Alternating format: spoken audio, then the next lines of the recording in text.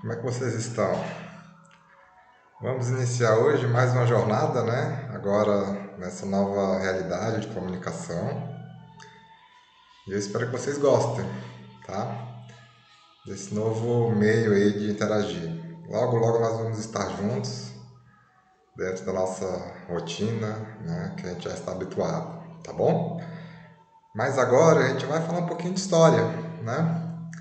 Como eu falei para vocês no início do ano, a matéria história ela é importante por diversos fatores, né? Para a gente entender um pouquinho como é que a sociedade se organiza, para saber como é que as relações humanas elas se constroem, né? E daí a gente tirar as nossas conclusões, tá? Então eu vou fazer essa aula de revisão, tá? Para que vocês possam assistir e lá na frente tirar suas dúvidas, né? Tirarem aí seus questionamentos, enfim. A gente possa debater um pouquinho mais dessa ciência, tá certo? Então, olha só, introdução à história, revisão. Vamos saber o porquê de se estudar história, tá? Iniciando, a palavra história, ela vem do grego historia. E o que que significa? Significa testemunho.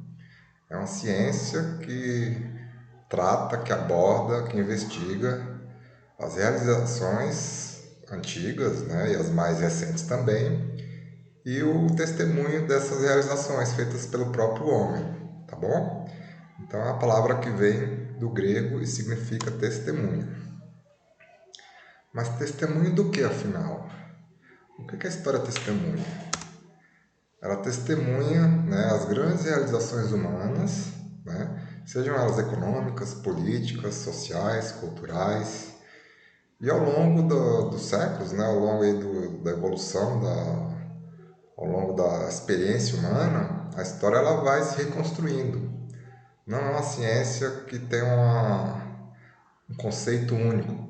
Pronto, é uma ciência que está sempre se reconstruindo, tá? Dentro do que o homem fez, dentro daquilo que ele pode realizar e dentro daquilo que ele constrói ao longo da sua existência. Tá certo? Continuando, meninos.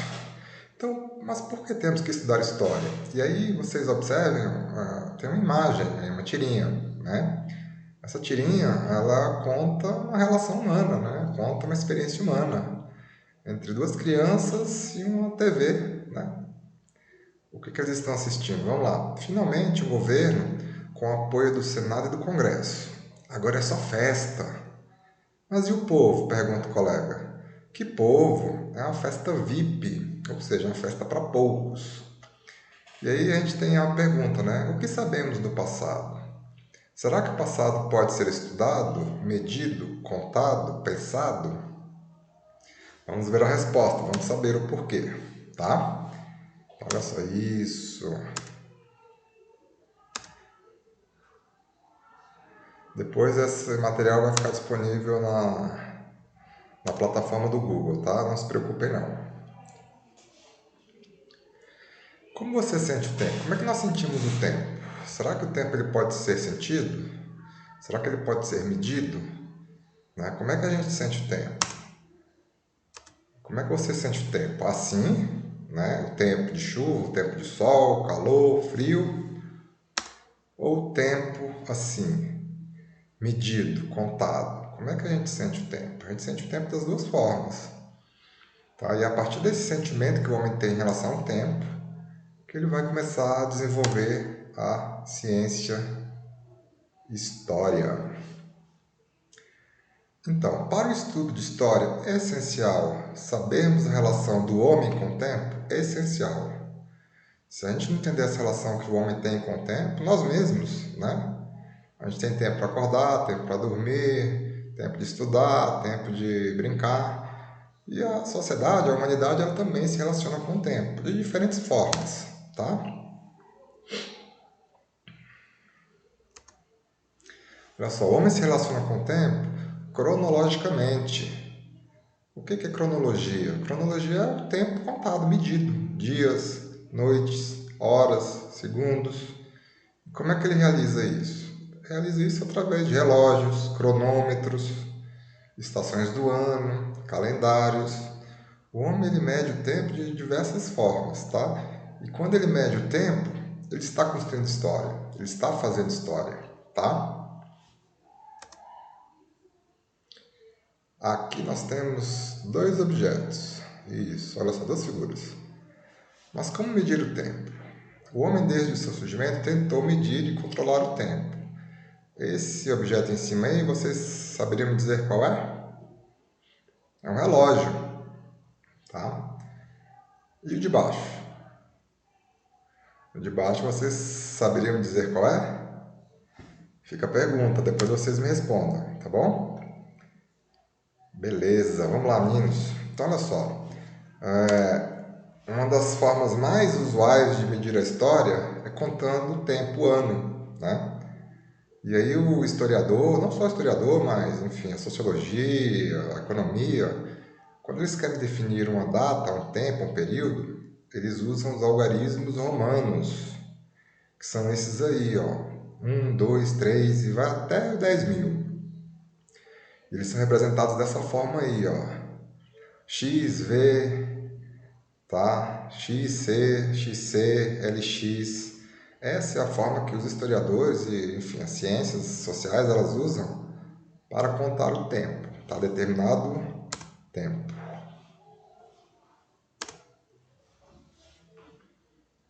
Mas não é a única. Temos essa daqui também, ó. Mas será que essa é a única forma de medir o tempo em história? A resposta é não. E alguém saberia me dizer que objeto é esse aí? É um objeto importante, tá? Depois vocês me respondam. Medimos também o tempo em história usando acontecimentos marcantes, né, para o homem. Um exemplo, a chegada do homem à Lua. Exemplo, a invenção da agricultura, né? Ou seja, o homem ele vai produzir o seu próprio alimento. Isso marcou o tempo? Marcou, tá bom? São objetos importantes.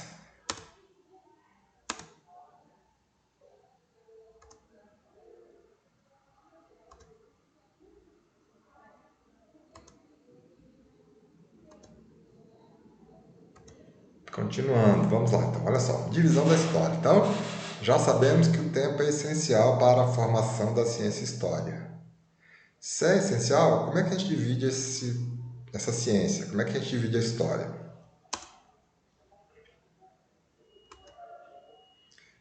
Olha só, existem várias divisões para a história. Contudo, a mais usada no mundo ocidental é a que divide a história em pré-história, ou seja, uma fase anterior à história, e história. E o que divide, qual é a linha que divide esses grandes momentos da evolução humana? A gente vai saber agora. Olha só, vamos lá. Aqui a gente tem uma gravura de uma pintura rupestre.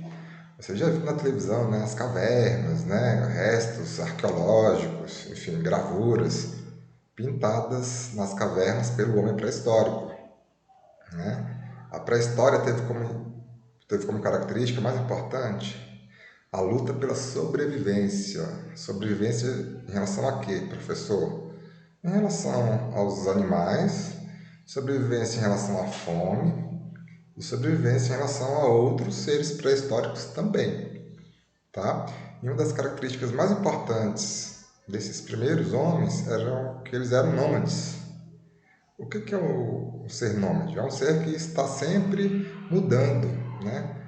Vai de uma região para outra, daquela região ele muda para outra, vai para outra. E por quê? Porque ele era um ser o quê? Coletivista. Ele não sabia ainda produzir seu próprio alimento. Então, quando ele ia de uma região para outra, ele saía muito em função da busca, né? Ou seja, ele estava procurando ali uma forma de sobrevivência, né? De raízes, frutas, tá?